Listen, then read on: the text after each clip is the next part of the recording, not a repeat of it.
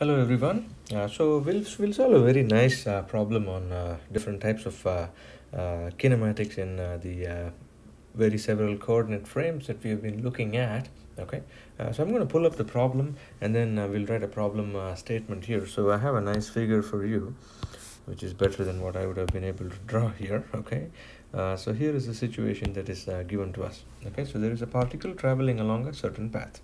Okay, so particle along a path as shown. Okay, you're told that at that instant in time, okay, so at that instant in time, which is denoted as p, the particle has a constant velocity of 4 meters per second. Particle has a constant velocity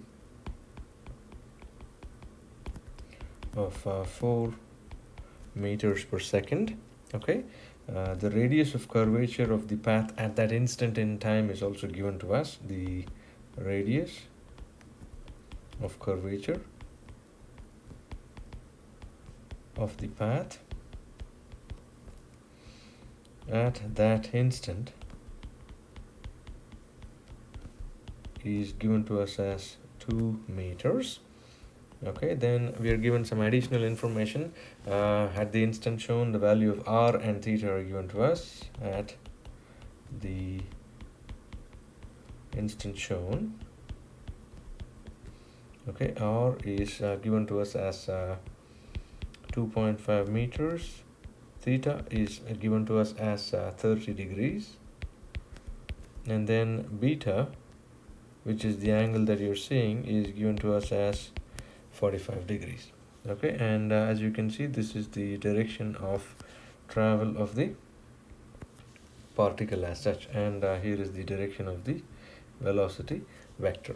Okay, what are the things that we need to find out? Okay, so we need to find out the velocity and acceleration vectors in all the different types of coordinate frames. Okay, so that's typically what we are going to be doing here. Okay, so obtain the velocity and acceleration vectors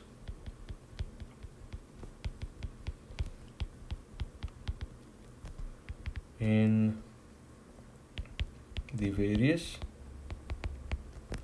let me write that properly, coordinate frames.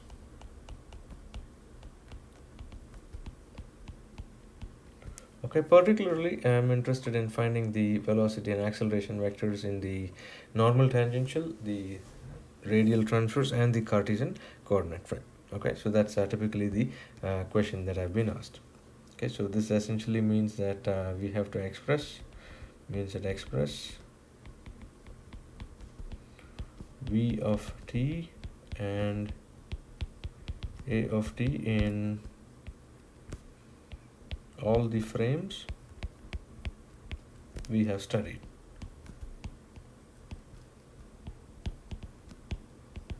So far, of course, all the frames that we've studied are typically orthogonal frames. One can have non-orthogonal frames as well for special applications and so on. It is not something that we're going to be interested in, at least at this point in time. Okay, all right, so some good news, at least to begin the process with, is the following. Right, first of all, I see that the velocity is a constant, which means that the rate of change of velocity is going to be 0. Okay, so from information that is given, okay, so from given information,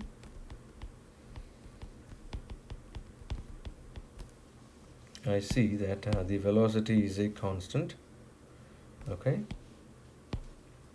so since v, which is 4 meters per second and constant, this implies that v dot is going to be equal to 0 meters per second square. Does not mean that the acceleration is 0. Please understand that.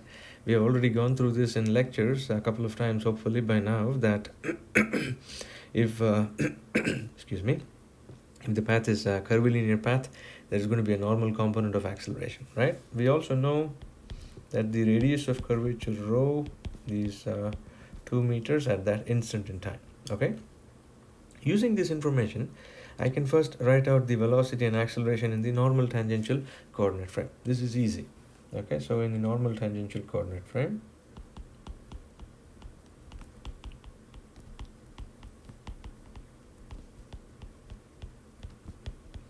okay, what is my velocity and acceleration? So I'm going to have v as v times et.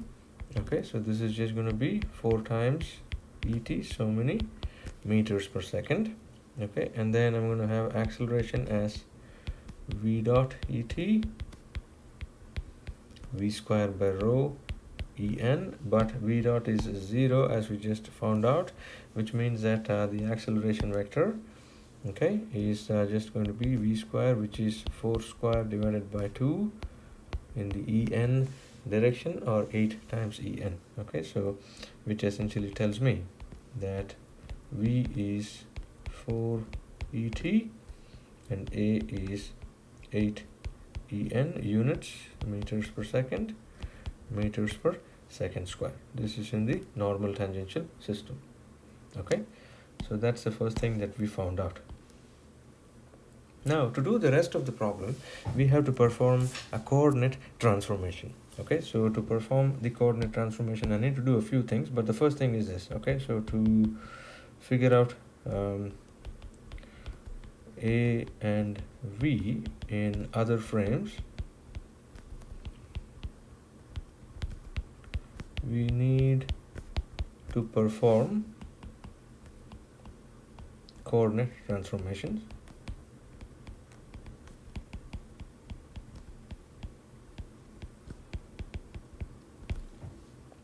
from et en to I and j, and et en to er and e theta, which means that first of all, where are er and e theta, where is et and en? Okay, so the first thing I do is I draw everything out together. So maybe let me bring back my figure from before. So let me position that guy once again down here, and let me use this to draw all the other coordinates as well. It's going to be a little cluttered, but I'll redraw it again if necessary. Okay, all right, so the first thing is this. Using this, I can draw the tangential direction. That is easy, right? So this is going to be the tangential direction because it is the same direction as the velocity vector. So this is going to be et. Okay, then I also know that, okay, the normal direction is pointing towards the center of the curvature circle or the tangent circle. So this is going to be my normal direction, as you can see, approximately 90 degrees to the tangential direction. Okay, so this is going to be en. Okay, this is the first thing I realize. Then I also realize, okay, hey, I'm given a couple of other directions, right? I know that this is going to be the unit vector in the I direction. So let me align that with what I have here, approximately at least. Okay, so that's going to be the I direction. And the j direction is of course going to be perpendicular to the I. Okay, so this is going to be my j direction, and you obviously see the angle between et, I and j is the angle beta. Okay, so let me first look at this. Okay, so let me redraw the figure just so that we know what we're talking about here. So let me do it on the side here. So this is et, okay, and then I'm going to say, okay, this is en, right? And a lot of these things I keep drawing again and again because I like doing it. First of all, that's the first thing. The other thing is, I think it makes more sense to keep the figures as separate as possible. Okay, so this is J, and from here I can see that, okay, this angle is equal to beta, which is 45 degrees, which means that all the other angles are also going to be equal to 45 degrees, and obviously this is also going to be equal to 45 degrees. Okay, and if this is the direction of positive En, I'm going to extend that and draw that down here as well. Okay, so that's going to be the direction of negative En, as you would have guessed. Okay, so this is going to be minus En. All right, what am I going to do with all this information? So the first thing I do is I want to transfer Et into I and J. Okay, so I want to perform coordinate transformation. So coordinate transformation.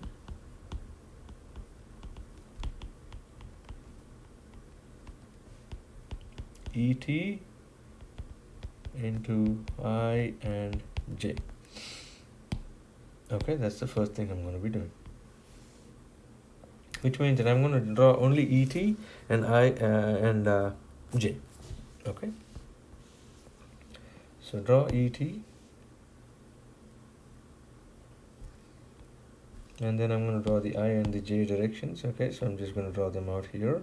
This is I, and then this is J. This is J, this is I, and this creature here was Et. And it is very obvious as to what to do here. From the head of this vector, I drop perpendiculars onto the x and the y directions, and I think this is the time that my Apple Pen has kind of given up. So I'm going to wait for it to charge while I tell you how I'll go about doing the rest of the problem. Okay.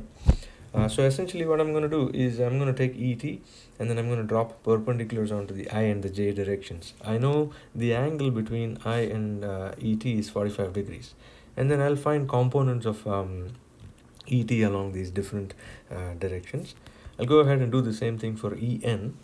Why am I doing this is because I go back to my information.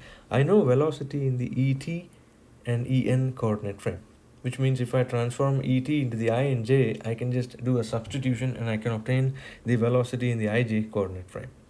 Likewise, if I know En in terms of I and J, I can do a substitution and obtain the acceleration in the I and the J coordinate frame. Then likewise, I do the same thing for the radial transverse. Radial transverse, all we have to do is find out the angle between probably the ET-EN direction or E theta and ER direction, or maybe there are other ways of doing it, and you'll see if that is something that we can follow in this problem. Okay, but the basic idea is simple. Take the problem, redraw the problem if necessary, make sure you are marking all the coordinate directions very properly. Okay, the direction of Et is along the direction of the velocity vector. What is the direction of En? It is going to be pointed in the direction that is perpendicular to Et and pointing towards the center of the circle of tangency, okay, or the oscillating circle.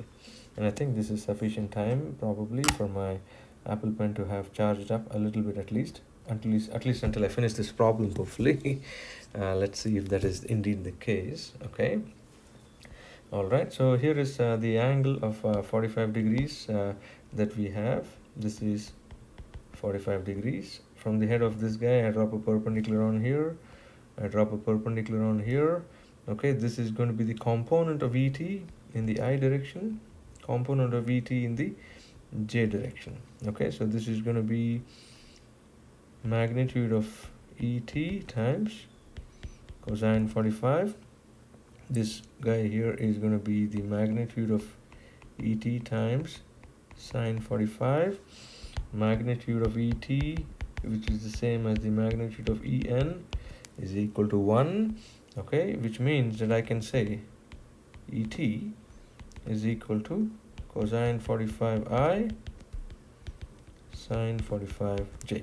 Okay, this is the first coordinate transformation that we have done. And likewise, let me also do the same thing for En. Okay, so I'm going to take En, which I know was probably pointing in this direction as I'm drawing here. Okay, this is En, and let me draw the I and the J coordinates. Okay, so this is I, J unit vectors, I'm sorry. So this is I, this is J, and then this creature here was En. And you got to be careful. Now I see that, okay, I have to extend the I direction onto the other side, which means that it becomes a minus I. Okay. Then once I do that, what am I going to be having? I'm going to be having this angle here as 45 degrees, which means that from the head of this guy, I can drop a perpendicular on here, and then I can drop a perpendicular on there. These are all right angle triangles, as you can realize, okay, which means that this is going to be the magnitude of En times sine 45, and this one here is going to be the magnitude of En times cosine 45. Magnitude of En is 1, so which tells me that, okay, hey, En can be written as minus sine 45i cos 45j. Okay, this is the second coordinate transformation that we have done. Okay, and then all I have to do is perform substitutions. Okay, so we know that V is VET, which is 4 times ET, which means that V is 4 times, instead of ET, I can substitute cos 45i and sine 45j. Okay, so this is going to be cosine 45i and then sine 45j. Okay, and that's fairly straightforward. Cosine 45 is going to be equal to 1 by root 2, and sine 45 is also 1 by root 2.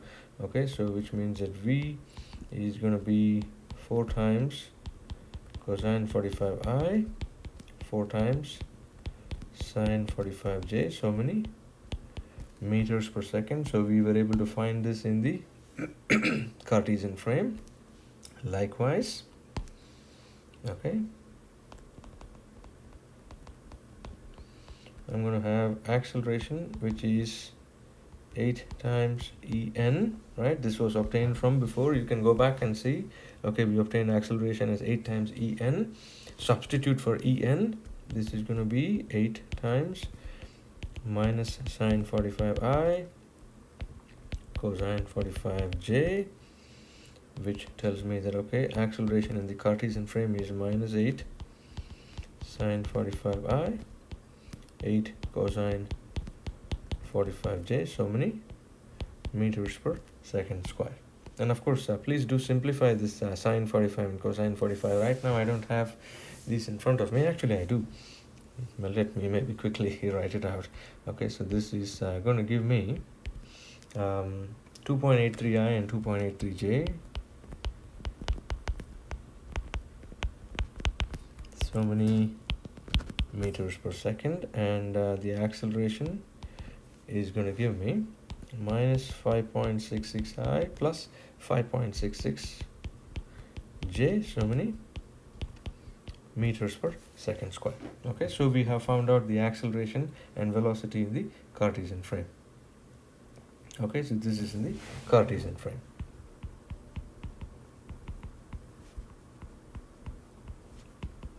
Okay, and previously we had the velocity and acceleration in the normal tangential frame.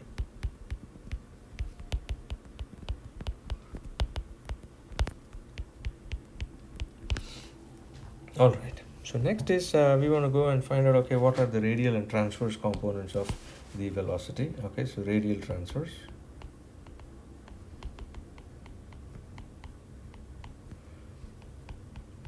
Frame. There are a couple of ways to do this. Okay. The first thing I do is I bring out my figure from before. Okay, so I bring out this creature and then I scoot it down and I put it here. Okay, there are a couple of things that I can do. First thing is, okay, set up the I and the J directions. Okay, so this is my I direction. This time I'm a little better on the I. This is I, and here is my J direction, approximately perpendicular to that. Okay, this is going to be J. Okay, then I'm going to have the ER and the E theta. So look at this. This is going to be my ER direction. And perpendicular to that in the direction of increasing theta is going to be my E theta direction. Okay, that's going to be drawn in this following manner. So this is going to be E theta. Okay, what is the angle between ER and I? That is going to be equal to the angle theta. That is, as you can see down here. Okay, so this angle is theta, which is known to us as 30 degrees. Okay, if that angle is theta, then the angle here is also going to be theta. Okay, because of basic geometry. So if I redraw that again, here is what I get. Okay, so let me do the I and the J here. Okay, here is I and J. Then I'm going to have ER and E theta. Okay, so this is ER, and then here is E theta.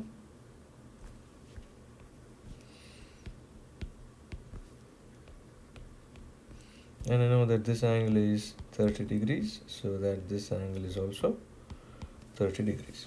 Okay, and then what I can do is, since I know the acceleration and velocity in the I and the J, I can do a coordinate transformation. Okay, so since we know acceleration and velocity in the I and J, we can coordinate transform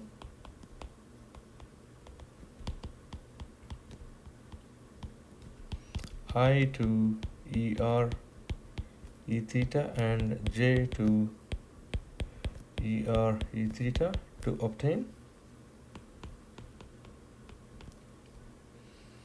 acceleration and velocity in the ER E theta frame. Okay, that's my next step here.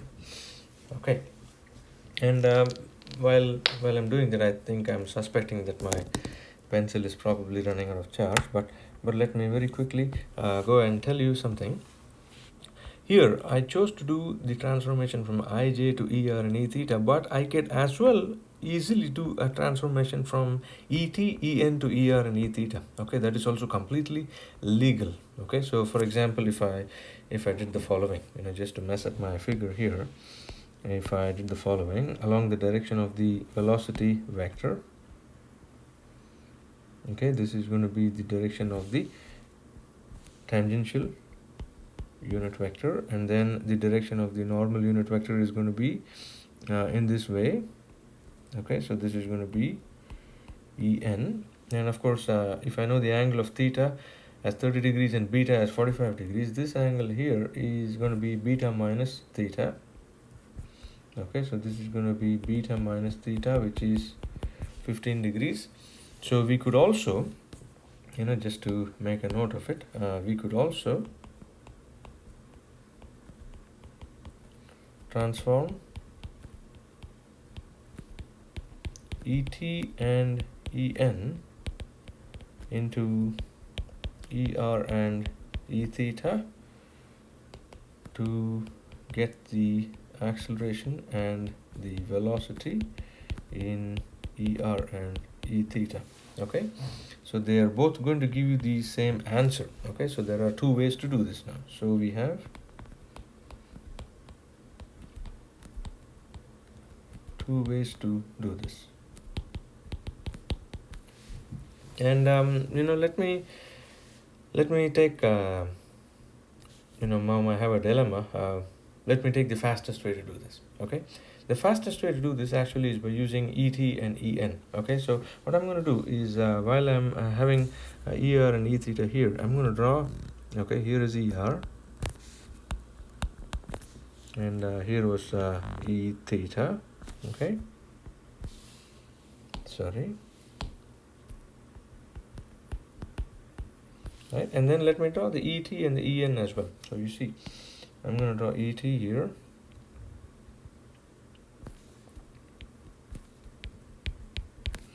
and I'm going to draw EN right there. Okay, so this is EN, and you can see that this angle is 15 degrees, which means that this angle here is also 15 degrees. So either one is completely fine. I'm going to use the ET, ER, and then go ahead and do it that way. So I get the answer a little more quickly, and I can save some charge on my pen as well. Okay, all right, so here is what I'm going to do. So take, let me use this color here. So I'm going to go from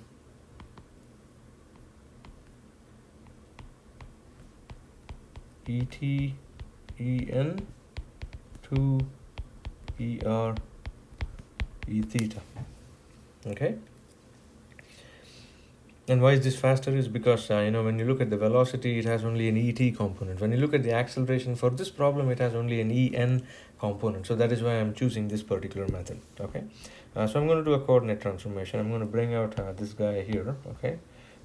This entire thing, I'm going to copy that and paste it down here. I'm going to get rid of certain things that I don't like. Okay, so let me get rid of this entire set of things for the time being. Okay, and how am I going to do the coordinate transformation? So from the head of these, I'm just going to drop a perpendicular on to this direction here. I'm going to drop a perpendicular onto that direction there. Okay, these are all 90 degrees. This is also 90 degrees. This is the direction along the ER and the E theta. This is going to be magnitude of ET times cosine 15, and this is going to be the magnitude of ET times sine 15. Okay, as you can see, which means that essentially I can say that, okay, hey, ET is going to be cosine 15 ER sine 15 E theta. Okay, this is the first coordinate transformation that I have from ET to ER and E theta. Likewise, I can do the following. Okay, I can take the same figure once again. Okay, with your permission, I'm going to take that and bring it down here. Okay, and let's say, okay, I'm going to get rid of some of these unnecessary people crowding up my figure. Okay, I'm going to cut that off. So I have ER, EN. What am I going to do? I completely realized that, okay, hey, this guy, I have to extend it onto the other direction as well. That's the first thing I realized. Okay, and then I'm going to call this as negative ER. And then from the head of EN, I just drop perpendiculars on here. Okay, and then I drop another perpendicular down on here. Okay, and I see that, okay, this is going to be the component along the negative ER. This is going to be the component along the negative positive E theta, as you can see. And likewise, I just want to complete this figure properly. Coordinate transformation is going to be your way of life in this particular course. Okay, so this guy here is going to be magnitude of En times cosine 15, and that's going to be magnitude of En times sine 15. And you can see that, okay, En is going to be minus sine 15 ER plus cosine sine 15 E theta. Okay, and I'm going to put a line underneath that. Okay, this is fantastic news. And all I have to do is, and you could have easily done I and j into ER and E theta as well. It is just like, it's just that you have to do I and then you have to do j and then substitute for both. Here I'm going to get the answer a little more quickly. Okay. All right, so we know V is 4 times ET, which means this is 4 times ET, which is cosine 15 ER and sine 15 E theta. Okay, so this is cosine 15 ER and sine 15 E theta, which tells me that V, after I do all the cleanup, is going to give me 4 times cosine 15, which is 3.86 ER, and then I'm going to get some 1.04 E theta.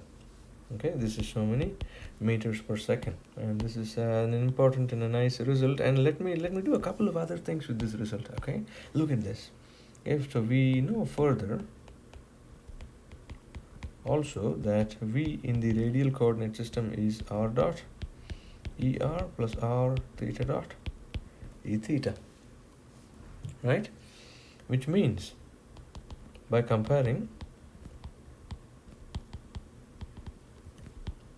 I can see that r dot is equal to 3.86 meters per second. Very easy to see that, right? So I'm comparing this term and that term, and then likewise I'm going to compare this particular term and that particular term, and you can see that r theta dot is equal to 1.04, which tells me that theta dot is equal to 1.04 by r, but we know at that instant in time r was given to you as 2.5 meters, right? Which tells me that okay, and this is information that was given at the beginning of the problem. Sorry to give you vertigo, but I just want to make sure 2.5 meters. Okay, fantastic. So I have that information here. I go back and I say, okay, this tells me then that theta dot is 1.04 by 2.5, or theta dot is 0.416 units or radians per second. Okay, that is important to know. Okay, so I find out that r dot is that, and then I find out that theta dot is that creature there. Fantastic. Then I go to the acceleration.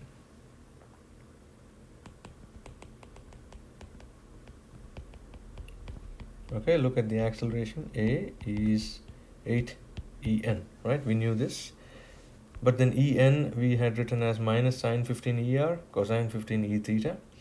Okay, so this is going to be 8 times minus sine 15 er cosine 15 e theta.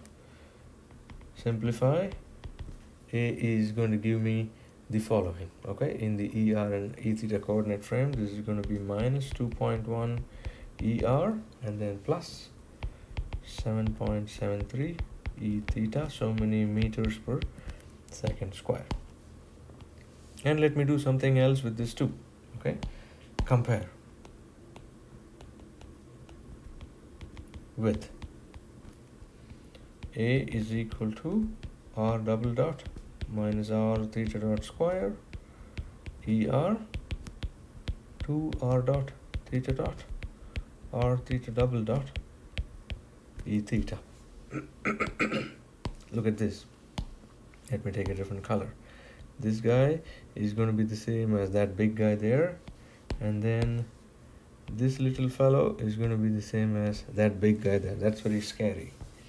Okay, and then again I can say the following, that okay, r double dot minus r theta dot square is now minus 2.1, which implies r double dot is minus 2.1 plus r theta dot square, or r double dot is minus 2.1 plus r, which was 2.5 theta dot square, newly found out, 0.416 square. Excuse me. So I get r double dot as minus 1.67 approximately meters per second square. Likewise, 2 r dot theta dot r theta double dot is equal to 7.73. so that separate out the theta double dot, this is going to be the following. Okay, it's going to be 1 by r times 7.73 minus 2 times r dot theta dot, or this is going to be 1 by 2.5 times 7.73 times 2 times r dot was 3.86, as you see,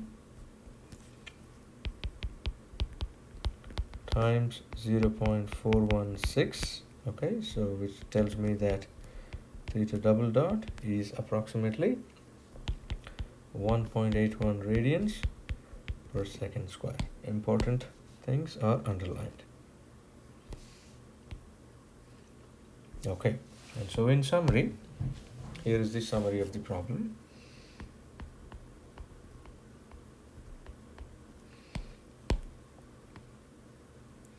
What are the velocities, accelerations, and so on? I have velocity which is 4 times et, and then if I write this in the Cartesian frame, I had this as 2.83 I, and then 2.83 j, so many meters per second. And in the radial transverse coordinate frame, this ended up being 3.86 er and 1.04 e theta, so many meters per second. And then we obtained r dot as 3.86 meters per second, and theta dot was 0.416 radians per second. And likewise, acceleration was 8 en, which is in the Cartesian frame given to us as minus 5.66. We obtained this, right? It was not given to us. 5.66 j meters per second square, and this was in the transverse and radial directions, minus 2.1 er and 7.73 e theta, so many meters per second square. And our double dot was minus 1.67 meters per second square, and theta double dot was 1.81 radians per second square. Okay, so this is all the information that we had in this problem. One more thing that you could do, okay, something that we could do, I'm not going to do it, can also obtain the position vector in all the frames. How do you do this? Start by saying that r of t is r times er, which is 2.5 er, so many meters, and then perform coordinate transformation